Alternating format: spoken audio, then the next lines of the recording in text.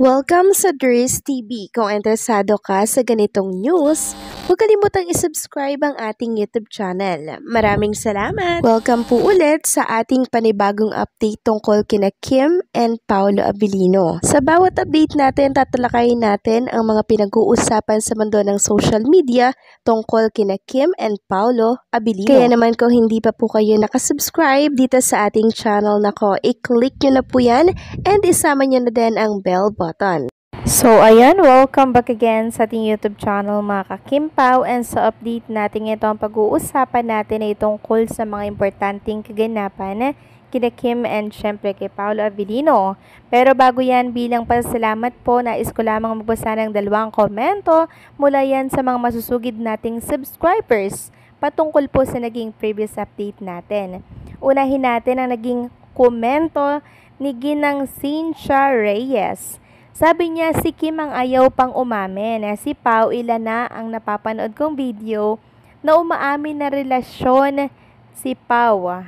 Pero, hinahayaan naman ni Kim si Pao sa kultura naman ng pakikipagrelasyon ng mga babaeng Pilipina.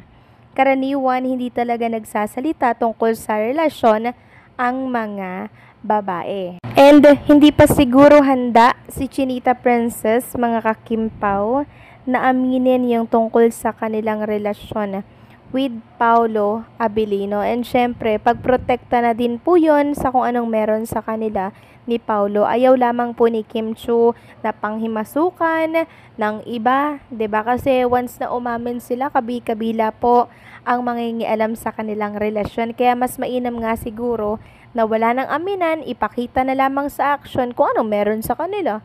'Di ba? At ang next comment mula naman po kay Sinaida Pusilero. Sabi niya, yes, habang sikat, wag muna para makaipon para marami silang investment sa future nila. Yes po, agree ako dyan, mga ka-Kimpaw. Hanggat sikat, sulitin po nila yon. 'Di ba? Kasi nga po, hindi naman po habang buhay ay sikat ang isang artista. Meron talagang panapanahon, mga ka-Kimpaw, at na kay Kim and Paolo Abilino yung panahon na yon na dapat po nilang sulitin. And also, malaking tulong, mga ka-Kimpaw, kay Kim and Paolo Abilino yung mga kinikita po nila para syempre sa mga investments sa future ng mga magiging Jonakis nila, lalo't mga twins pa man din po, ano. So, sobra po ang cost noon. Kaya kailangan talaga nilang mag-grind ng mag-grind. Hanggat may offer, sige lang, tanggap lang ng tanggap. Dahil hindi natin alam kung hanggang kailan ang kasikatan ni Kim and Paolo. Kaya hanggang sikat, sulitin, mga ka-Kimpaw. Maraming salamat po sa mga komento po ninyo, Ginang Cynthia Reyes, and syempre Zenaida Pusilero. God bless sa inyong lahat. So ayun na nga, magdako na tayo dito sa topic natin, and unahin nating pag-uusapan ng tungkol nga dito sa pasasalamat ni Chinita Princess para po dito sa mga ranking ng My Love Will Make You Disappear sa iba't ibang mga bansa sa Netflix. Sabi nga po ni Kim Chiu, wow, maraming salamat po. And makikita nga dito yung tatlong emoji na talaga namang emosyonal si Kim Chiu dito. Kasi talagang love na love sila ng mga taga-ibang bansa din. 'Di ba, mga OFW natin, mga ibang lahi, 'di ba? Syempre, lalo na po dito sa ating bansa kasi number 1 tayo dito sa ating bansa, sa Taiwan syempre, UAE, Qatar, Saudi Arabia. Maraming salamat po sa pagsuporta kay Kim and Paolo Abilino na first movie. So, kanina po pala present si Kim Chiu sa It's Showtime, no? Hindi ko napansin.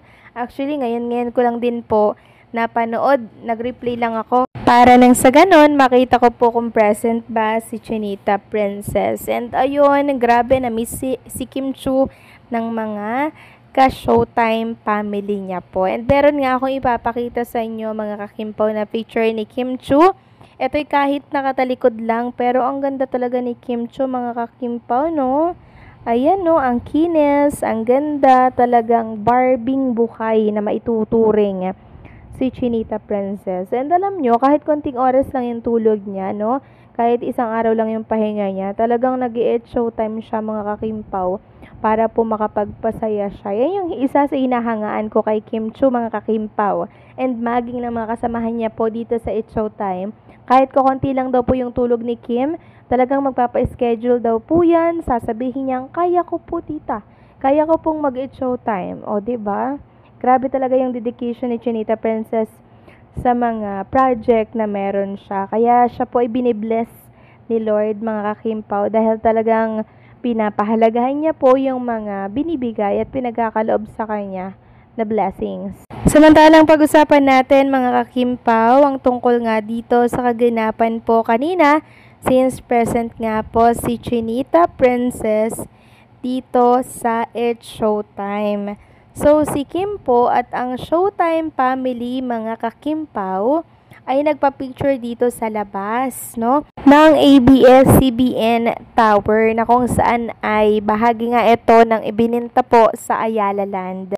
So, nagpaalam na po si Kim Chu doon sa tower po ng ABS-CBN kasama po sila Vice Ganda, mga kakimpaw, at ang iba pang mga co-host nito. Sobrang sakit po mga kakimpaw sa mga ABS-CBN artists and syempre lalo na po kay Kim Chu na syempre mawala sa kanila, 'di ba, yung ABS-CBN transmitter. Kasi ang dami pong memory mga kakimpaw noong place na yon para po sa mga kapamilya na artista, 'di ba? Kasi yan po yung naging tahanan po ng isa't isa sa kanila.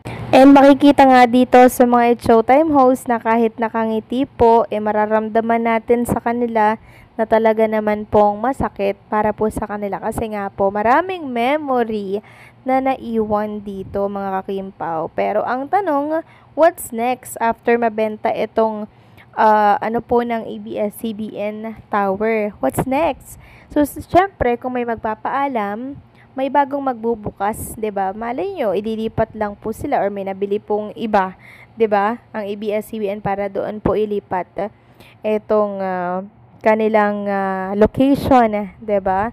So nakakalungkot talaga mga kakimpaw Hindi ko alam, pero ramdam ko dito yung lungkot ni Chinita Princess sa pagpapaalam po niya kasama ng It's Showtime host dito po sa tower ng ABS-CBN. Ang makasaysayang tower na kung saan talaga namang lagi-lagi po diyang kasama, 'di ba? Sa mga Christmas Station ID na ginagawa po ng ABS-CBN. Importante to syempre kay Kim Chu, kaya ramdam yung kalungkutan. Pero huwag kayong mag-alala mga kakimpaw. Andiyan naman si Paula Avellino para i-comfort si Chinita Princess sa kung ano man po ang nararamdaman niya ngayong kalungkutan. 'Di ba? Lagi naman pong si Paolo ay nasa tabi lang ni Chinita Princess. So anong sa inyo dito mga kakimpaw? Please comment down below.